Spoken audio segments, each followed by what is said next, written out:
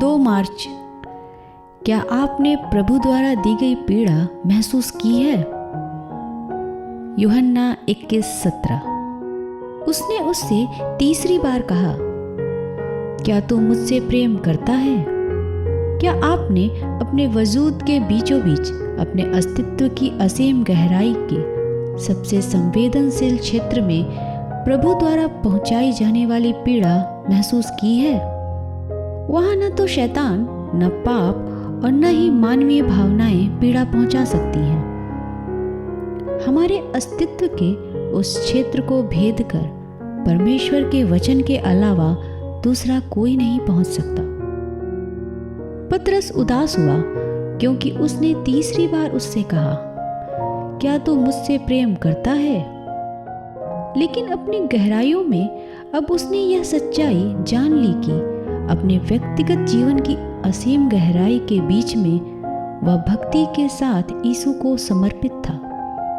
और तब उसे यह नजर आना शुरू हुआ कि यीशु द्वारा सब्र के साथ किए जा रहे इस सवाल जवाब का मकसद क्या था। पतरस के मन में अब शंका का कोई अंश बाकी नहीं बचा था। अब वह कभी भ्रमित नहीं हो सकता था और अब ऐसी कोई जरूरत नहीं रही थी कि भावुकता से भरकर कोई जवाब दिया जाए। कोई जरूरत नहीं रही थी कि फौरन कार्यशील होकर या भावुकता प्रदर्शित करते हुए कुछ किया जाए। यह जान लेना उसके लिए एक प्रकाशन था कि वह प्रभु से कितना प्यार करता है।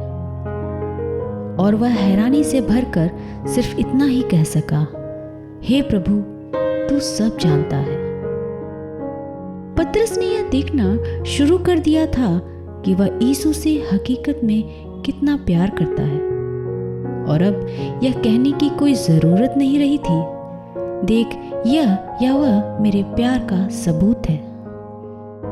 पतरस को उसके अंदर यह पता चलना शुरू हो गया था कि वह प्रभु से सचमुच कितना प्यार करता है। उसने पाया कि उसकी आंखें यीशु मसीह पर इस तरह से टिक गई थीं कि अब उसे ऊपर आकाश में और नीचे धरती पर कोई दूसरा नजर ही नहीं आ रहा था। लेकिन यह बात वह तब तक न जान सका जब तक प्रभु के कुरेदने और पीड़ा पहुंचाने वाले सवाल नहीं पूछे गए थे। प्रभु के सवाल हमेशा मुझ पर मेरी सच्चाई प्रकट करते हैं। पतरस के साथ सीधे तौर पर यीशु का सब्र से भरा व्यवहार और उसकी कुशलता कितनी अद्भुत थी।